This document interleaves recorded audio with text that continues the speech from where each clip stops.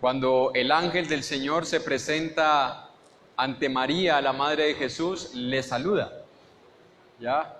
Así que nosotros tenemos, hermanos, estos ejemplos bíblicos que nos pueden ayudar a que nosotros también tengamos ese tipo de hábitos saludables, espirituales, y es el poder saludarnos unos a otros con un beso santo, un saludo fraternal en el Señor. Vamos a continuar, hermanos, el día de hoy y a concluir un tema que se estuvo estudiando bastante con la iglesia, que era ordenando nuestro hogar, ordenando nuestra casa. Tomando como ejemplo a Ezequías y luego fuimos subiendo con varios otros ejemplos y estuvimos los últimos domingos de cada mes, estuvimos meditando acerca de la familia de Elí. Hoy vamos a concluir, hermanos, esa parte. Dios permita podamos seguir meditando en otros temas que tienen que ver con esto, las familias, que tienen que ver con nuestra relación como miembros no solo de la iglesia, sino miembros de un hogar. Cómo debemos nosotros conducirnos en nuestros hogares para que todo lo que hagamos sea siempre para gloria y honra de nuestro Dios. En el último estudio que tuvimos acerca de las familias, hermanos, vimos que Dios juzgó la casa de Elí. Y yo no sé si para usted Dios le habló, si usted sintió que era Dios diciéndole, mira lo que puede pasar cuando tú no haces algo en tu casa y no permites que sea Dios dirigiendo tu hogar, sino que estás llevando una relación familiar como la lleva el resto del mundo. Porque eso es lo que estuvimos viendo en la familia de Elí. Vimos también, hermanos, las consecuencias que vino sobre los hijos. Y vimos también las consecuencias que vino sobre Elí. Pero vamos a ver hoy, hermanos, que la razón por la cual Dios juzgó la casa de Elí, y escuche la palabra para que de pronto no vaya a tener premeditadamente una mala interpretación, la razón por la cual Dios juzgó la casa de Elí no fue solamente por el pecado de los hijos de Elí. Escuche que estoy utilizando la palabra solamente. No fue solamente por el pecado de los hijos de Elí. Mírelo en 1 Samuel, capítulo 3,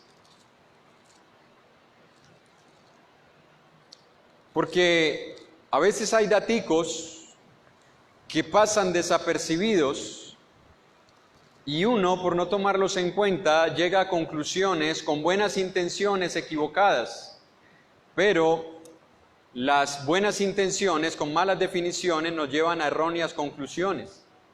Y es por eso que necesitamos prestarle atención a todo lo que dice la Escritura. En el versículo 12 de 1 Samuel 3 dice, aquel día yo cumpliré contra Elí todas las cosas que he dicho sobre su casa desde el principio hasta el fin, y le mostraré que yo juzgaré su casa para siempre, escuche, por la iniquidad que él sabe, porque sus hijos han blasfemado a Dios y Él no los ha estorbado. Note que por eso dije la palabra solamente, no fue por el pecado de los hijos.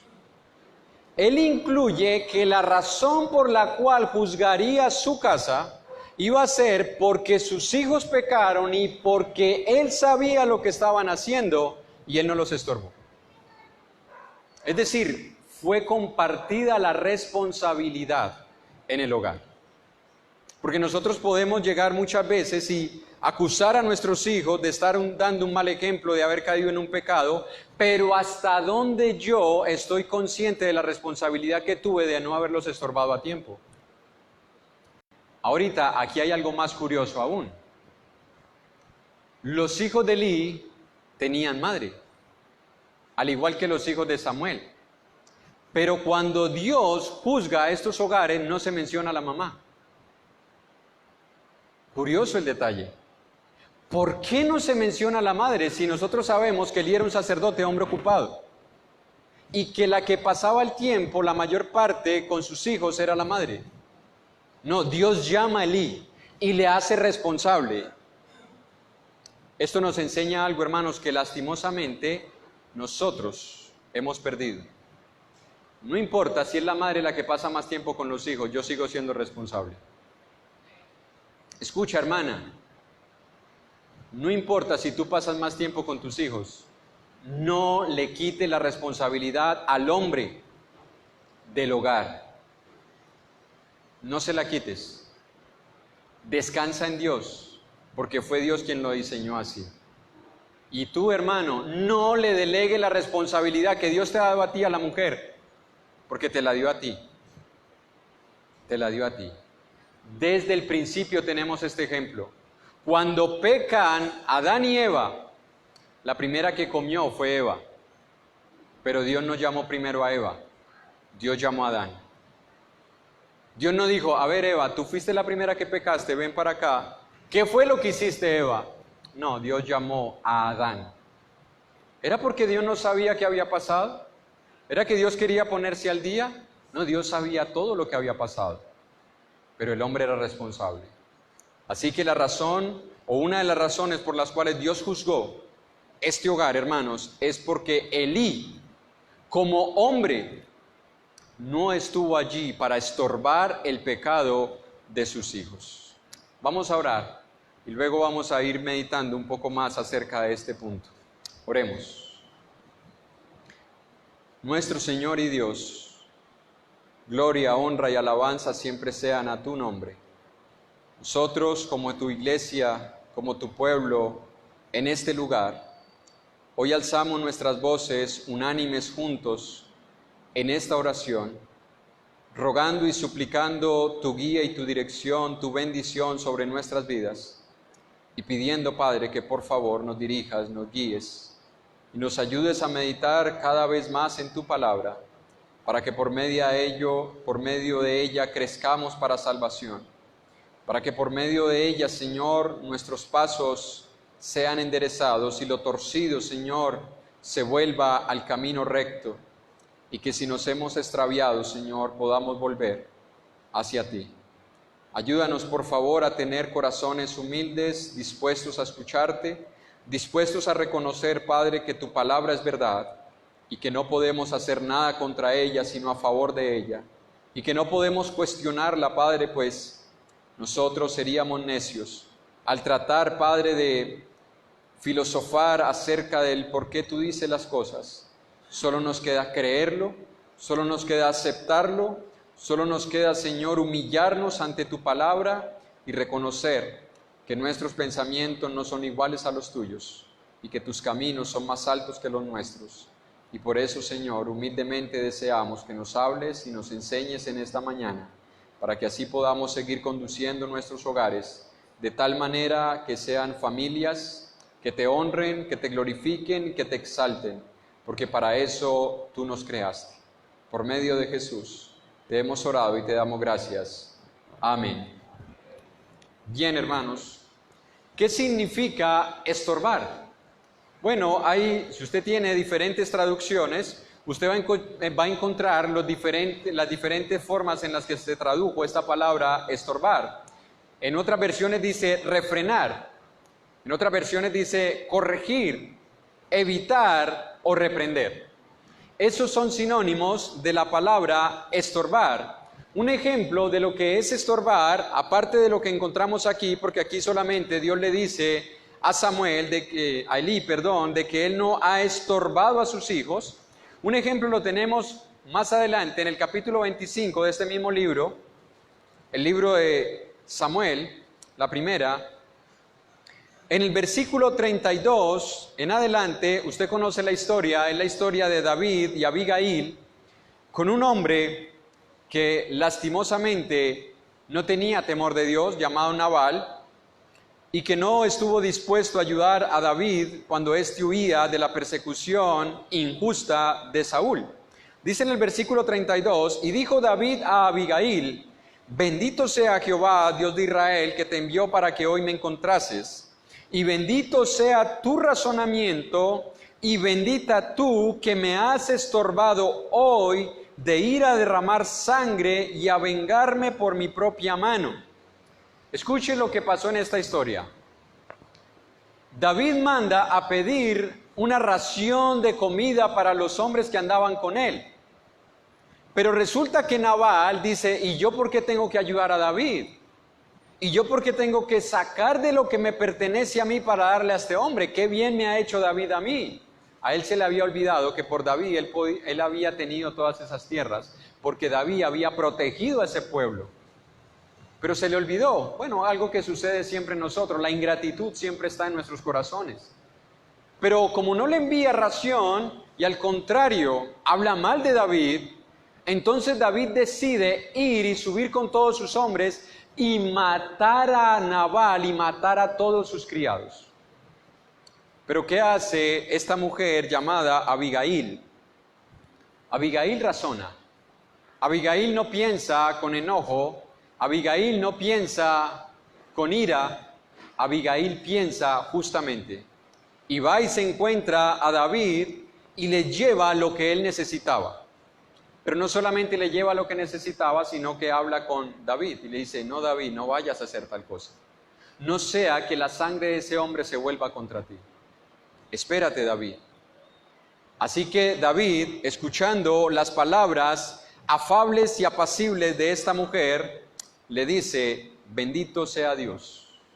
Bendito sea tu razonamiento y bendita seas tú, porque me has estorbado. ¿Cómo entender entonces lo que significa estorbar? Escuche, esta mujer no solamente se limitó a orar y a pedirle a Dios que hiciera algo para evitar de que David hiciera algo de lo cual después debía arrepentirse, sino que esta mujer oró y luego fue a encontrarse con David para persuadirlo, para que David actuara justamente, para que David actuara de una forma correcta. Hermanos, cuando nosotros vamos a estorbar a nuestros hijos, no se trata de cerrarles la puerta, no se trata de evitar de que ellos salgan a la calle. En ocasiones será necesario, pero aquí no vemos a esta mujer trancándole las puertas a David porque era imposible que lo hiciera. Vemos a esta mujer estorbando a David, pero con las palabras, persuadiéndolo para que David no hiciera algo incorrecto.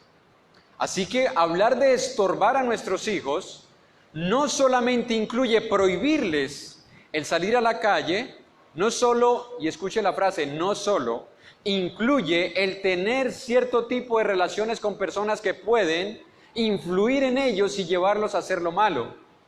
Incluye también, hermanos, el persuadirlos por medio de palabras, el persuadirlos por medio de la enseñanza, el persuadirlos por medio de la instrucción, el persuadirlos por medio de la corrección. Y cuando todas estas cosas no han servido, entonces Dios nos da el derecho. Escuche cómo lo digo, hermanos. Dios nos da el derecho de nosotros utilizar la disciplina con nuestros hijos.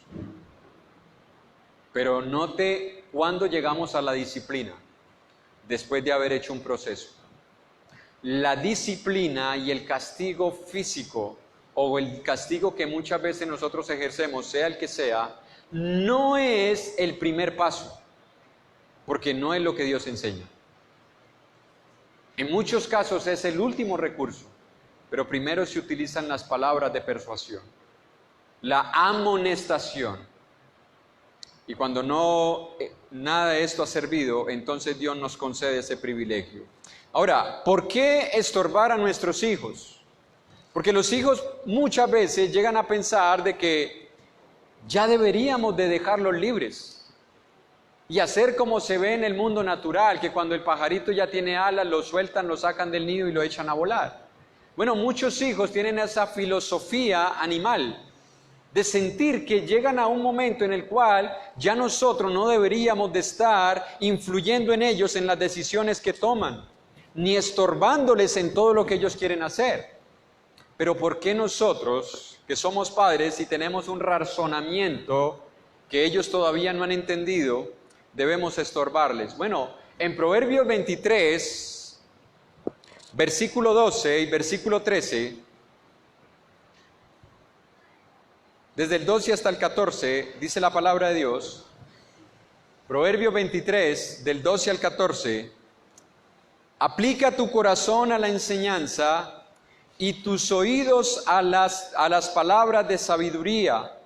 No rehúses corregir al muchacho, porque si lo castigas con vara, no morirá. Lo castigarás con vara y librarás su alma del Seol. Escuche, aunque el versículo 13 y el versículo 14 tienen como dirección hablar de lo que debemos hacer con nuestros hijos, no pierda de vista lo que dice el versículo 12. Aplica tu corazón a la enseñanza y tus oídos a las palabras de sabiduría. Y luego el 13 lo conecta con lo que debe hacer la persona que aplicó su corazón a la enseñanza y a las palabras de sabiduría. ¿Sabe quiénes son esas personas? Los padres. Dios le está diciendo a los padres, tu padre, tu madre, aplica tu corazón a la enseñanza, aplica tu corazón y tus oídos a las palabras de sabiduría, y luego que tú has entendido lo que Dios desea que tú hagas en tu familia, no rehúses corregir al muchacho. A veces tomamos proverbios como si fuera una enseñanza exclusiva para los hijos. Bueno, ¿con qué libro le puedo yo enseñar a mis hijos? Con proverbios. Pero resulta que Proverbios no es un libro exclusivo para hijos. Proverbios es un libro que incluye al padre, a la madre, a los gobernantes, a los trabajadores, a los que salen por fiadores, a los que se meten en créditos.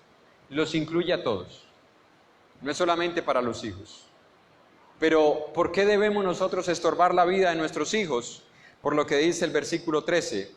Porque si lo castigas con vara, no morirá.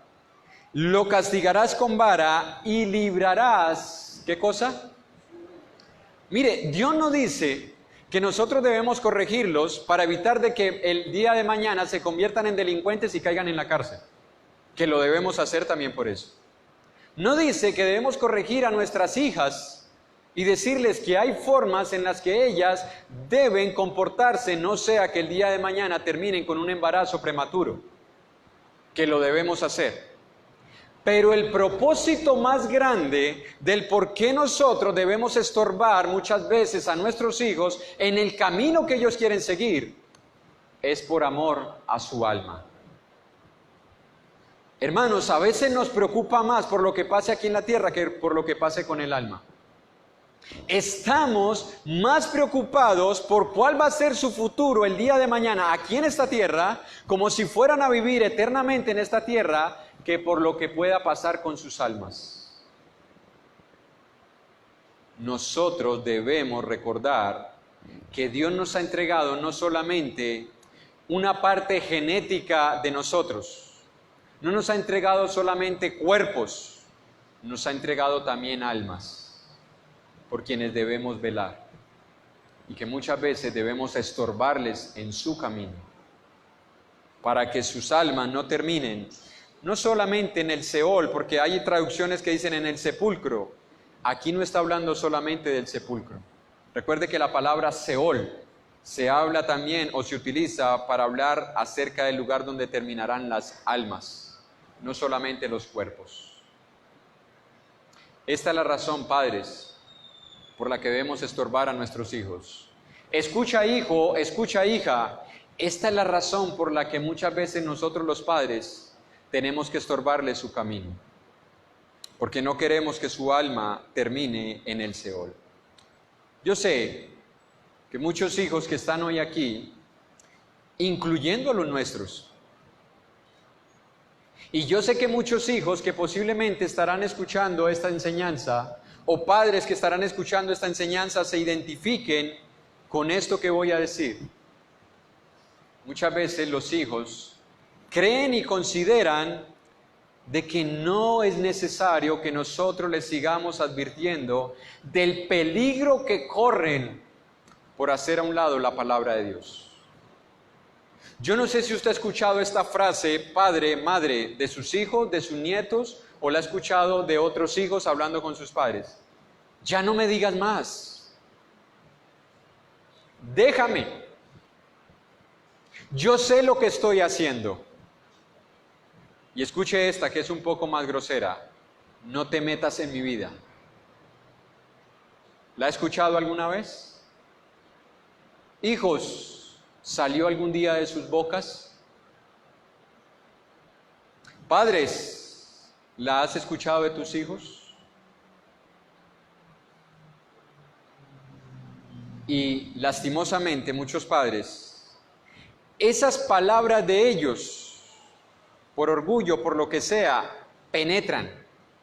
Y hay muchos padres que llegan a la conclusión, pues es verdad, no le vuelvo a decir nada. Error. Error que comete un padre o una madre decirle a sus hijos, ¿sabes qué? No te vuelvo a decir nada.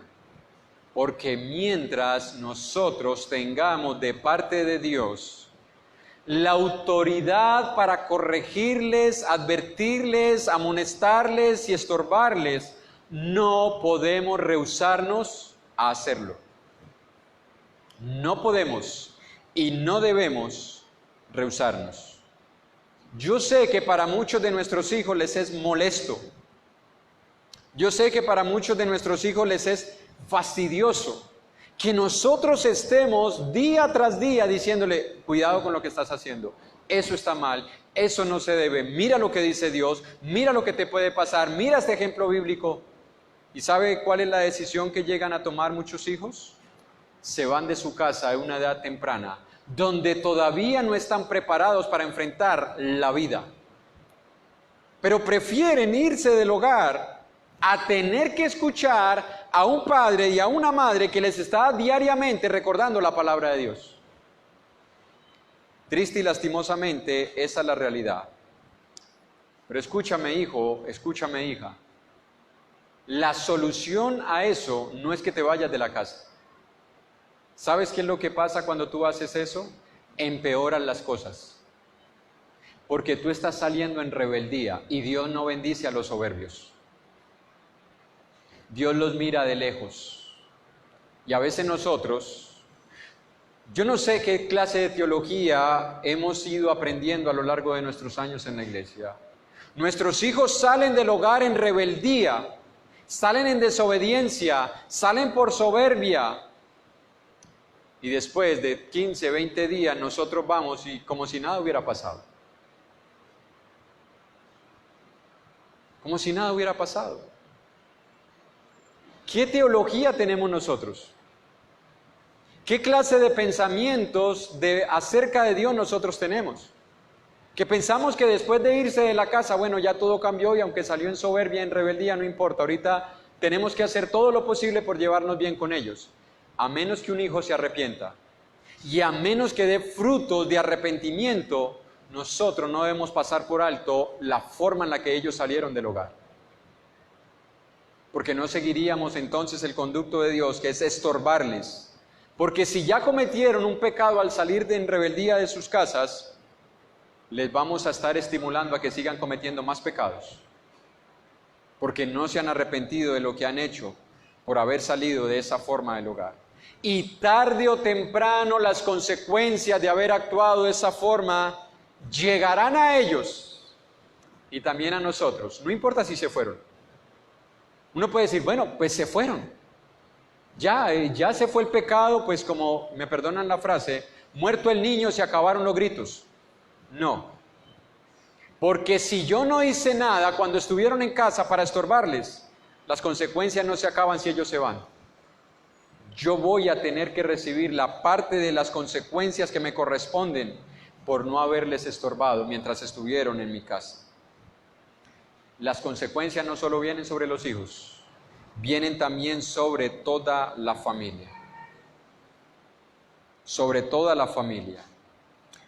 Elí decidió honrar más a sus hijos que a Dios.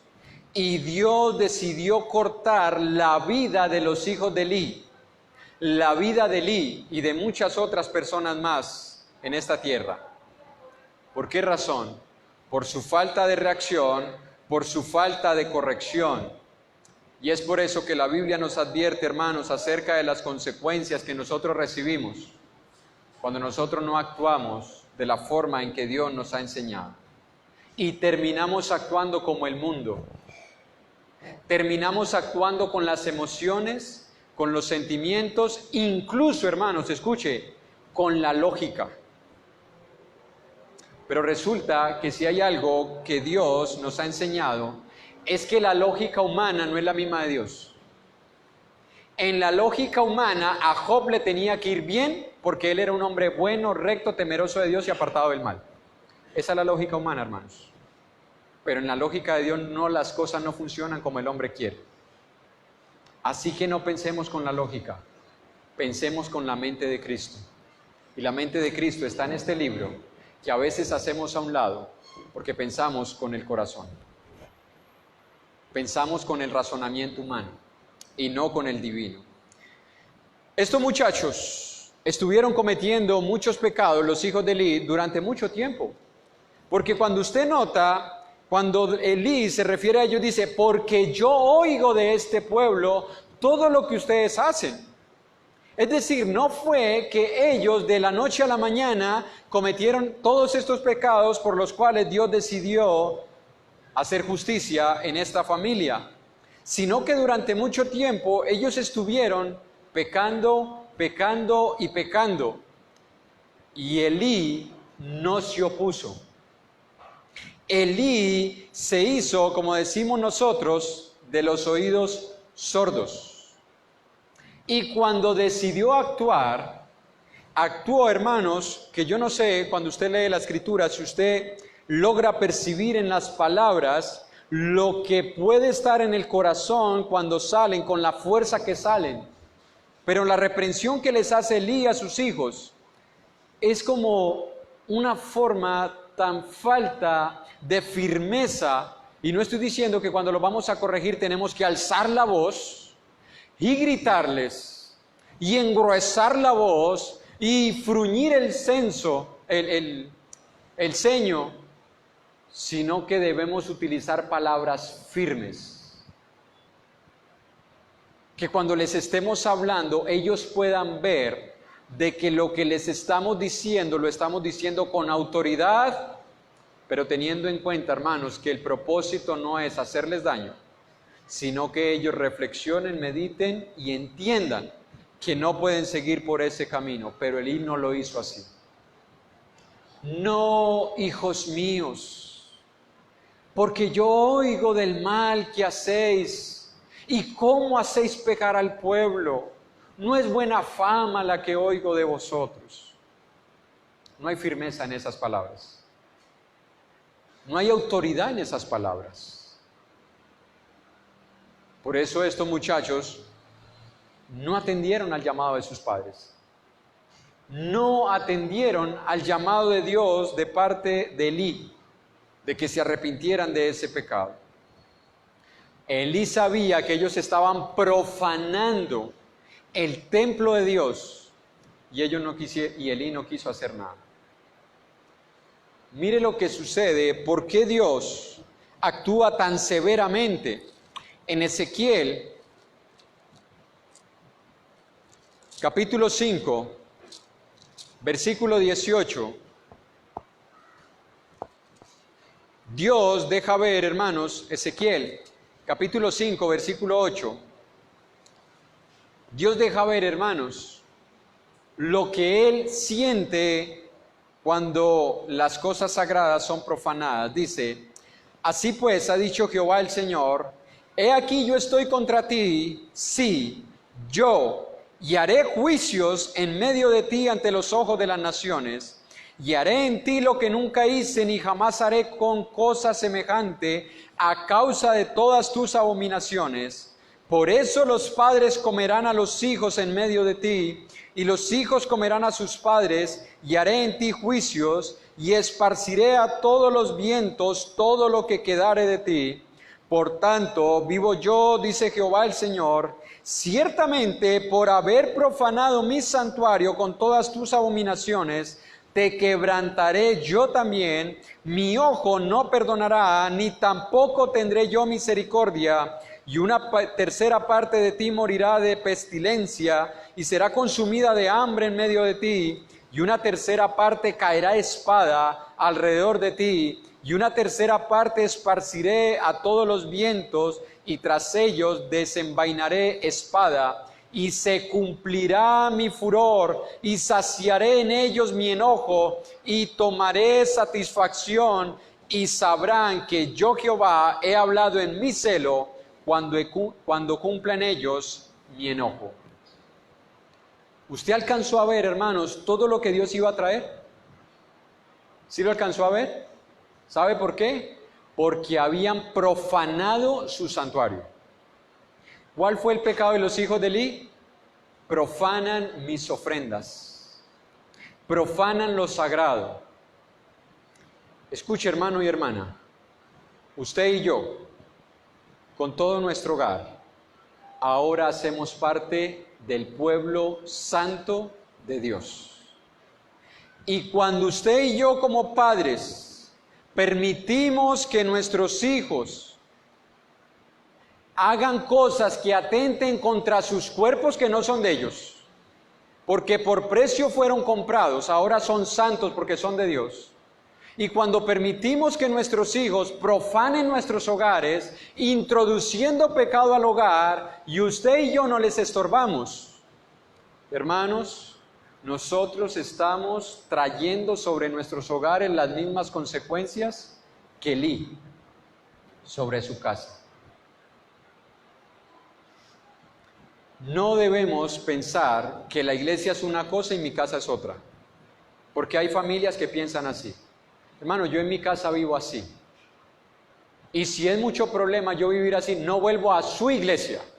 Ahora es nuestra iglesia, ya no es la tuya. Cuando quieres es la iglesia del Señor, es la iglesia de todos. Pero cuando Dios te dice lo que estás haciendo mal de parte de aquellos que sirven, de que te amonestan, entonces es tu iglesia.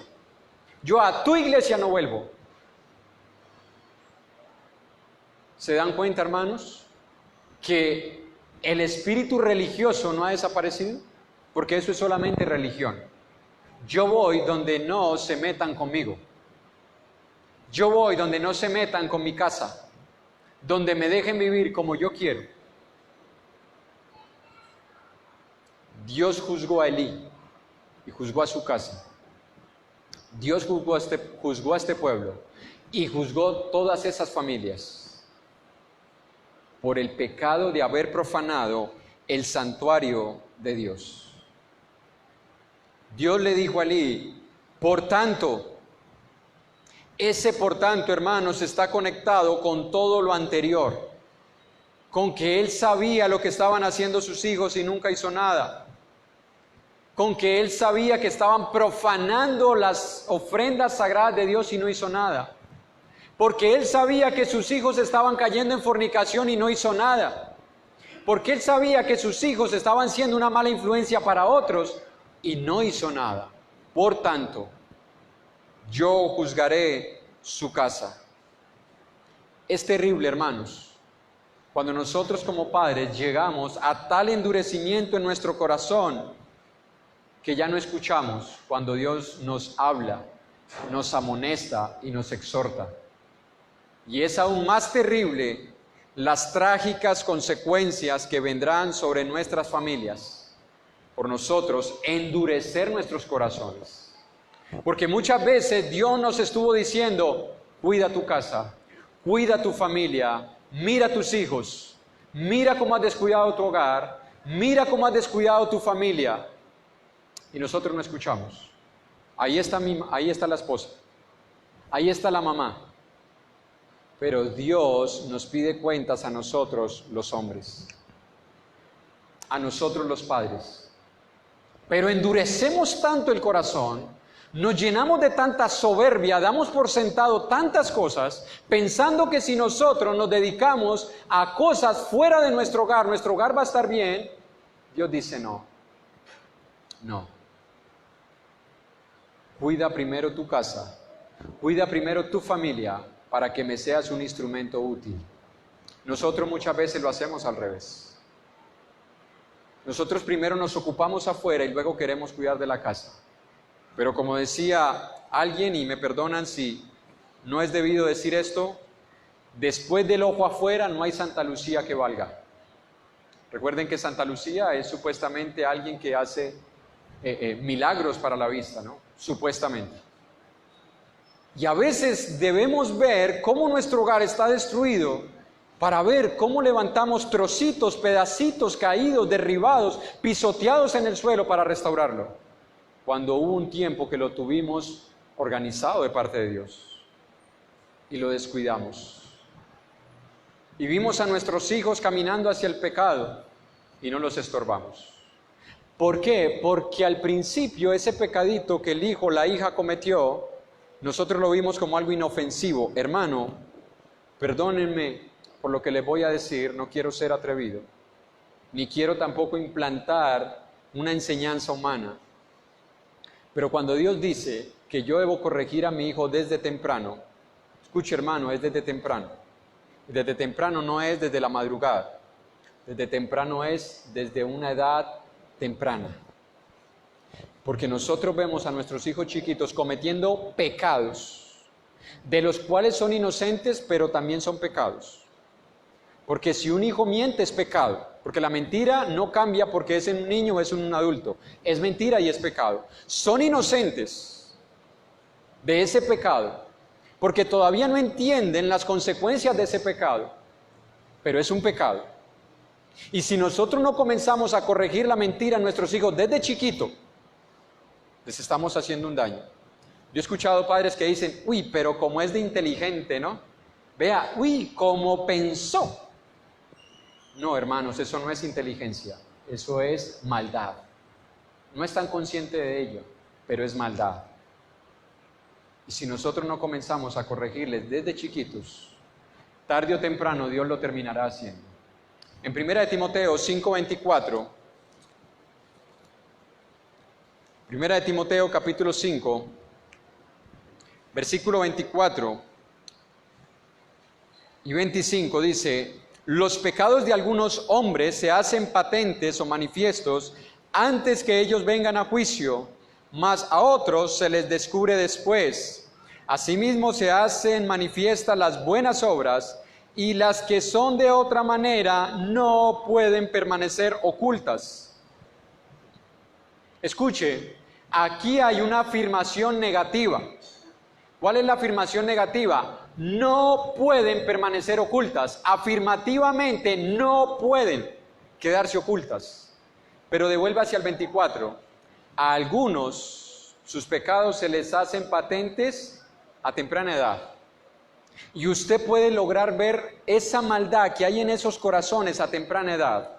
A otros usted se da cuenta después. Pero tarde o temprano la maldad en el corazón del hombre se hace manifiesto. Porque no pueden permanecer ocultas. Pero escuche lo que Dios quiere transmitirnos a través de este pasaje, hermanos. El pecado siempre trae consecuencias desastrosas. Existirá tristeza, soledad y etapas dolorosas. Siempre, hermanos. El pecado, eso es lo único que nos trae. Y si nosotros no comenzamos desde temprano con nuestros hijos, las tristezas que tendremos después serán cada vez más dolorosas.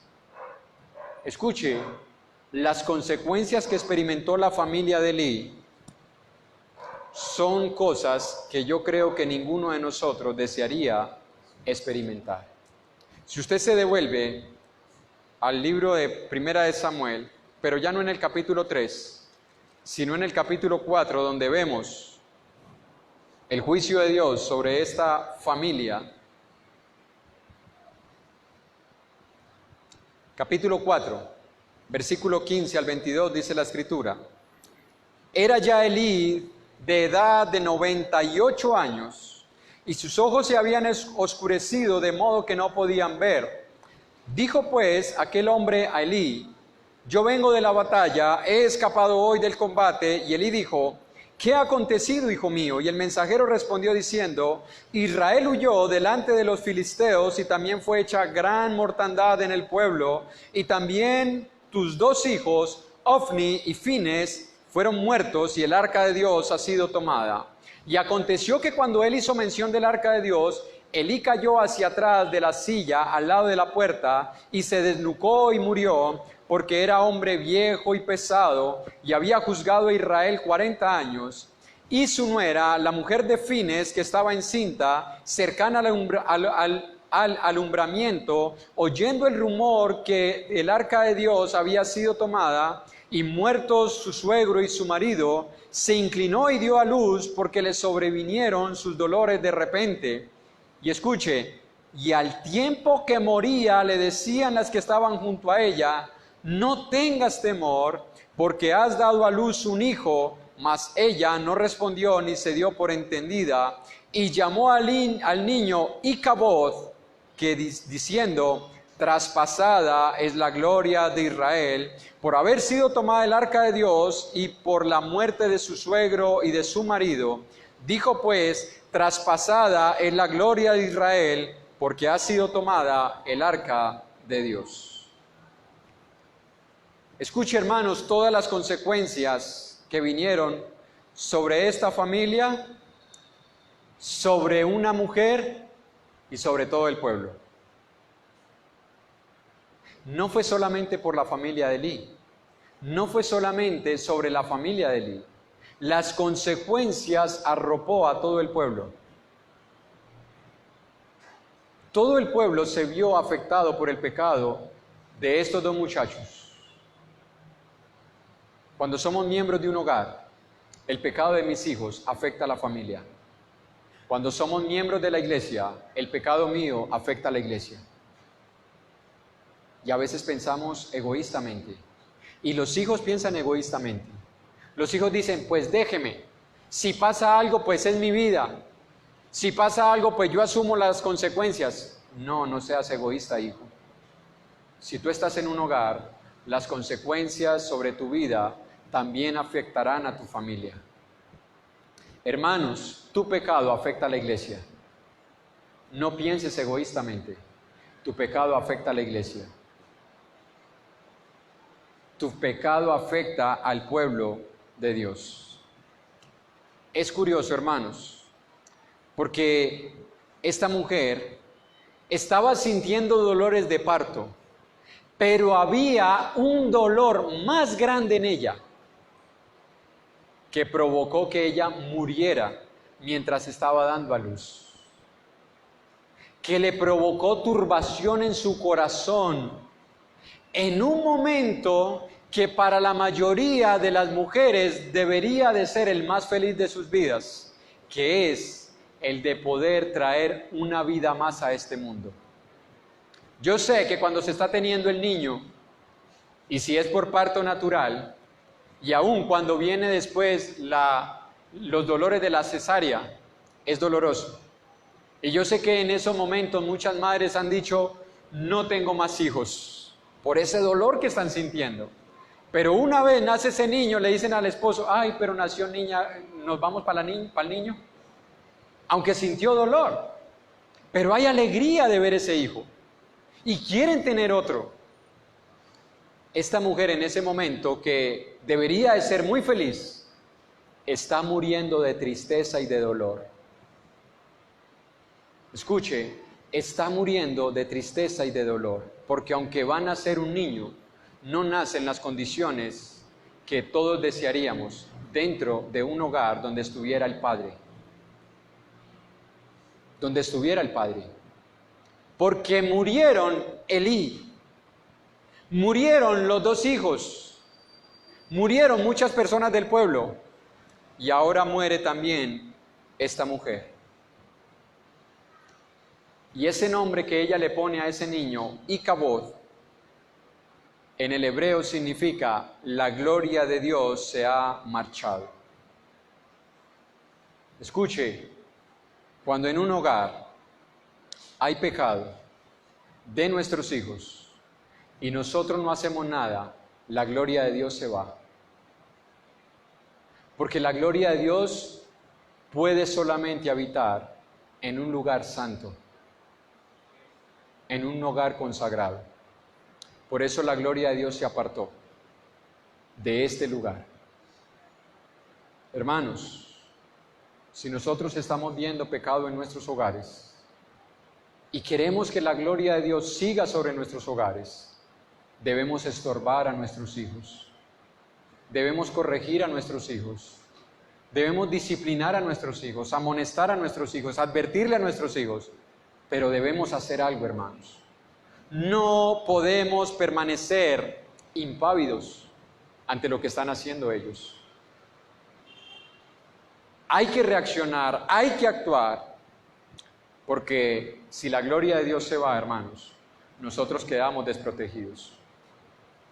Perdemos la protección de Dios. Cuando el arca se la llevaron, el pueblo quedó sin la protección de Dios.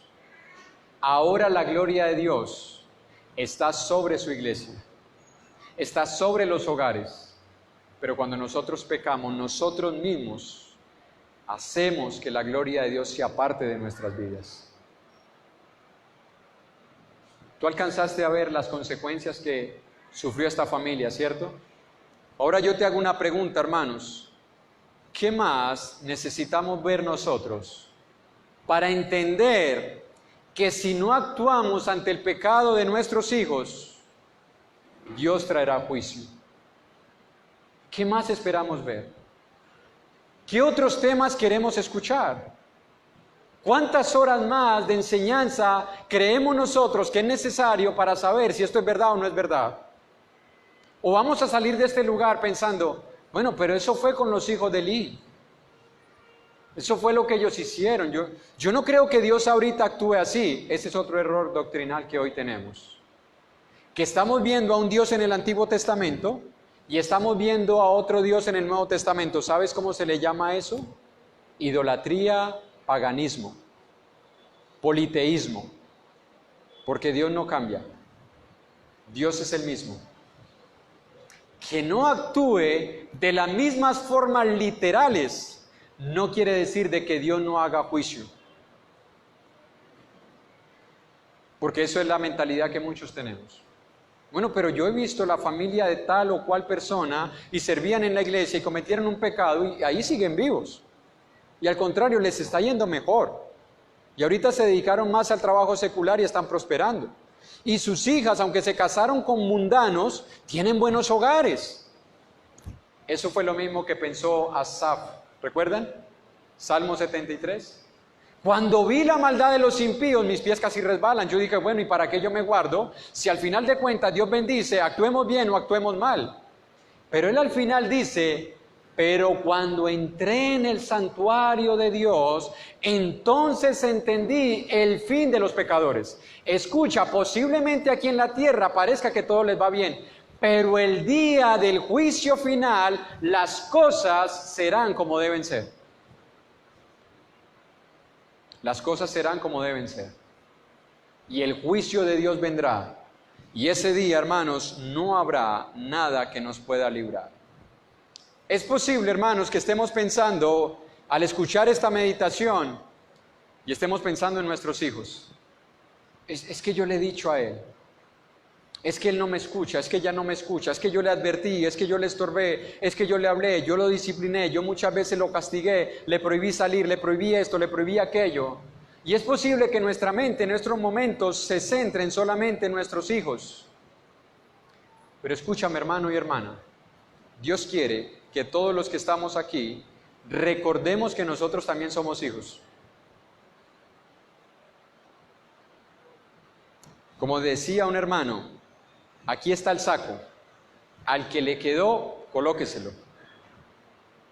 Si usted se siente aludido en esta mañana, hermanos, no le pido disculpa, le doy gracias a Dios. No tengo por qué disculparme con usted. Le doy gracias a Dios de que usted sienta en esta mañana que Dios le habló, que Dios tocó su corazón y que Dios le está diciendo, mira, ese es tu caso, o ese puede ser tu caso, o ese fue tu caso. Porque hay otro error teológico que nosotros tenemos, y es que pensamos que nuestros hijos jamás harán lo mismo que han hecho otros. Escúchame, hermano y hermana, eso es una teología equivocada. ¿Sabes por qué? Porque bíblicamente no solo nuestros hijos, sino todos nosotros los que estamos aquí, porque lo dice la Biblia, somos capaces de cometer los peores pecados que puedan existir. Todos nosotros. Si tú no tienes claro eso, tú no has entendido la Biblia, hermano. Tú no has entendido la Biblia. Todos los que estamos aquí, incluyendo a nuestros hijos, somos capaces de cometer los peores pecados. Porque el corazón del hombre es perverso, engañoso. Así que si Dios ha tocado nuestros corazones hoy, qué bueno, hermanos, que salgamos esta mañana movidos por la palabra de Dios. Y que al terminar este sermón, hermano, no estoy diciendo que no podamos hablar, que no podamos dialogar, que no podamos conversar, pero no dejemos que la mente se disipe y olvidemos lo que Dios nos ha dicho. Porque muchas veces yo veo, terminado el sermón, ya pasamos a otro tema, pasamos la página. Ya se acabó el sermón, se acabó la hora de la enseñanza, ahora sigo con mi vida. No pasen la página, hermanos. No pasemos la página tan rápido. Sigamos meditando en ella. En Isaías capítulo 1, versículo 1 al 5, dice la Escritura: visión de Isaías, hijo de Amós, la cual vio acerca de Judá y Jerusalén en días de Usías, Jotán, Acaz y Ezequías, reyes de Judá. Oíd cielos y escucha tu tierra, porque habla Jehová. ¿Porque habla quién, hermanos? Escucha, porque habla Jehová. Crié hijos y los engrandecí, y ellos se rebelaron contra mí. El buey conoce a su dueño y el asno el pesebre de su señor. Israel no entiende, mi pueblo no tiene conocimiento. Oh gente pecadora, pueblo cargado de maldad, generación de malignos, hijos depravados. Dejaron a Jehová, provocaron a ira al Santo de Israel, se volvieron atrás. ¿Por qué queréis ser castigados aún? ¿Todavía os rebelaréis? Toda cabeza está enferma y todo corazón doliente. Escuche lo que dice Dios. Crié hijos, los engrandecí. ¿Y qué hicieron los hijos? ¿Cuáles hijos?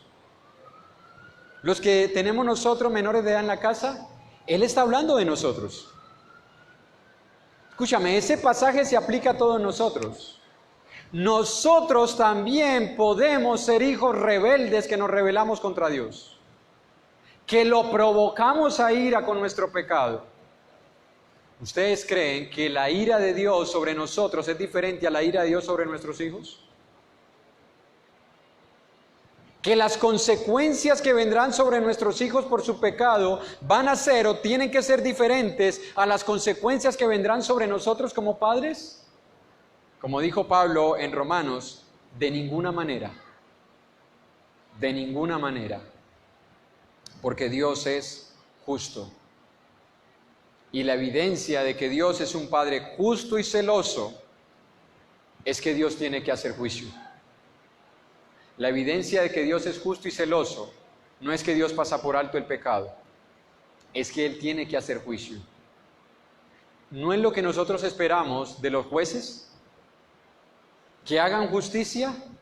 ¿O usted espera que un criminal sea llevado ante una corte y el juez, lleno de misericordia, le dice: aunque te hallo culpable, vete para la casa, es que no me cabe en el corazón juzgarte? ¿Le parece a usted que eso es un juez justo?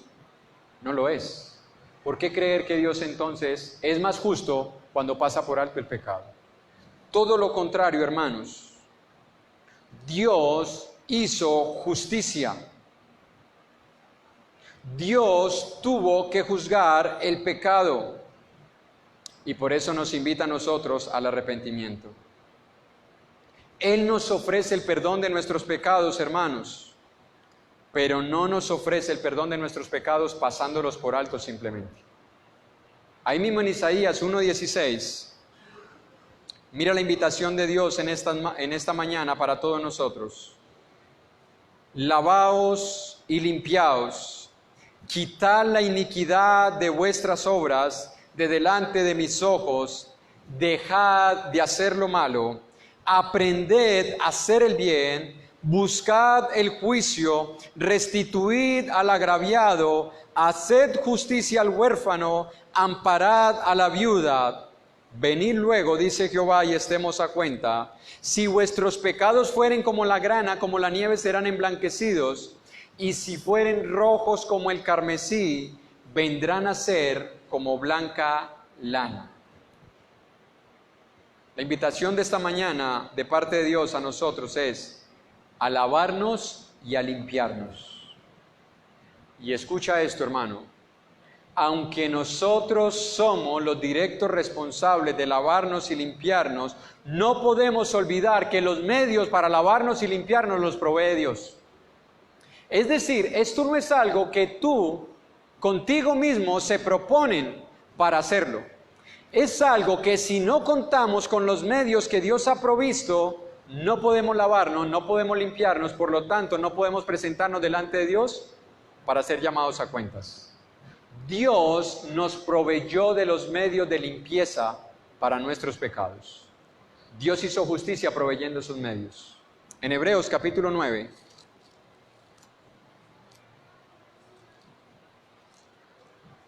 carta a los Hebreos, capítulo 9, versículo 13, es un pasaje largo, pero espero usted esté atento.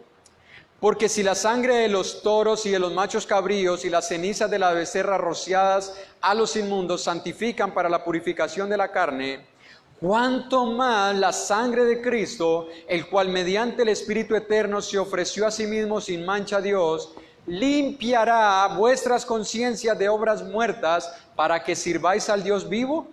Así que por eso es mediador de un nuevo pacto, para que interviniendo muerte para la remisión de las transgresiones que había bajo el primer pacto, los llamados reciban la promesa de la herencia eterna, porque donde hay testamento es necesario que intervenga muerte del testador, porque el testamento con la muerte se confirma, pues no es válido entre tanto que el testador vive, de donde ni aun el primer pacto fue instituido sin sangre, porque habiendo anunciado a Moisés todos los mandamientos de la ley a todo el pueblo, tomó la sangre de los becerros y los machos cabríos con agua, lana escarlata e hisopo, y roció el mismo libro y también a todo el pueblo, diciendo: esta es la sangre del pacto que Dios os ha mandado. Y además de esto, roció también con la sangre el tabernáculo y todos los vasos del ministerio, y casi todo es purificado según la ley con sangre, y sin derramamiento de sangre no se hace remisión.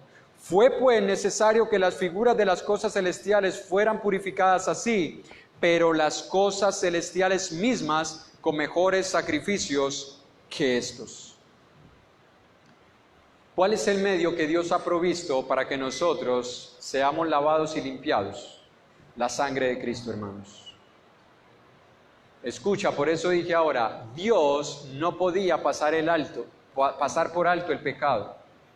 Dios debía castigar el pecado. Dios fue un juez justo porque castigó el pecado de todos nosotros en su Hijo justo e inocente. Y esa sangre que Él derramó ahora es la propiciación por nuestros pecados. Si tú y yo queremos lavarnos y limpiarnos, y poder de esa manera tener las herramientas de parte de Dios para estorbar el camino de nuestros hijos que los está llevando hacia el pecado, primero necesitamos venir y estar a cuentas con Dios. Porque a veces queremos ser instrumentos útiles sin habernos limpiado. Incluso para nuestros hogares necesitamos la limpieza. No por ser padre yo voy a ser un instrumento útil en mi casa. Yo puedo corregir a mis hijos, disciplinar a mis hijos, amonestar a mis hijos, advertirle a mis hijos, prohibirle a mis hijos, pero si no me estoy limpiando, no lo estoy haciendo a la manera de Dios, lo estoy haciendo a la manera del mundo, a la manera que lo hacen todas las familias, no a la manera de Dios.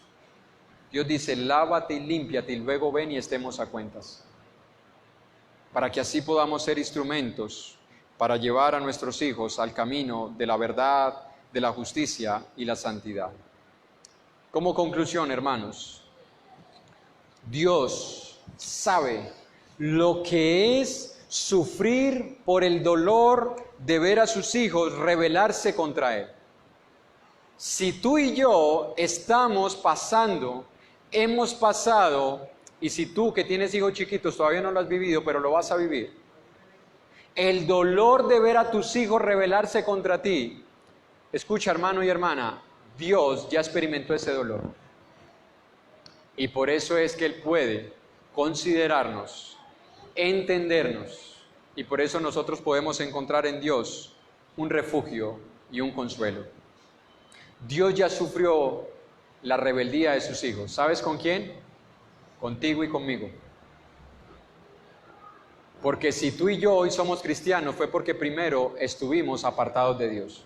Nadie se hace cristiano siendo santo, puro y sin pecado. Nadie. Porque entonces en ese caso el evangelio no tendría ningún efecto. Todos hemos pecado, todos estamos destituidos, todos nos rebelamos contra Dios. Y ahora como Padre nosotros estamos experimentando lo que Dios sintió, contigo y conmigo. Y no es que Dios se vengue, no es que Dios diga, yo quiero que sufra lo que yo sufrí.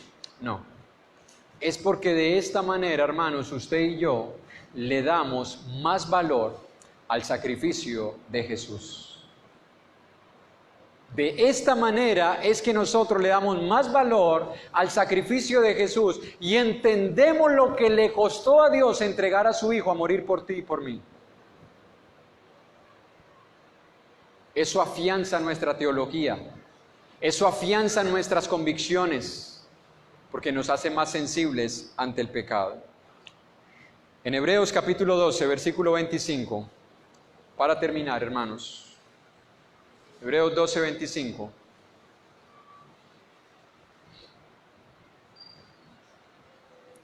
Mirad que no desechéis al que habla, porque si no escaparon aquellos que desecharon al que los amonestaba en la tierra, mucho menos nosotros si desecharemos al que amonesta desde los cielos, la voz del cual conmovió la tierra, pero ahora ha prometido diciendo, aún una vez, y conmoveré no solamente la tierra, sino también el cielo. Y esta frase, aún una vez, indica la remoción de las cosas movibles como cosas hechas para que queden las inconmovibles. Así que recibiendo nosotros un reino inconmovible, tengamos gratitud y mediante ella sirvamos a Dios agradándole con temor y reverencia. Y mira la razón al final, porque nuestro Dios es fuego consumidor. Elí experimentó lo que es un Dios que es fuego consumidor. Elí lo experimentó. Yo no sé si tú y yo lo estamos experimentando. Yo no sé si tú y yo estamos tentando a Dios para experimentar eso. Yo no sé si ya lo experimentamos, pero Dios es fuego consumidor. Y por eso Dios dice, no deseches al que te habla. No desechemos la palabra de Dios. No tomemos tan a la ligera una enseñanza como esta y decir, bueno, pero mi hijo, yo confío en él. Yo confío en ella. Ella es incapaz de hacer esto. Ella es incapaz de caer en este pecado. Hermano, yo estoy seguro de lo que tengo en la casa. Dios también. Dios creó a Adán y a Eva rectos, con su imagen y semejanza. Y eso no evitó que pecaran. Eso no evitó que pecaran. Los hijos de Elí se levantaron en la familia de un siervo de Dios. Y eso no evitó que pecaran. David era un hombre conforme al corazón de Dios.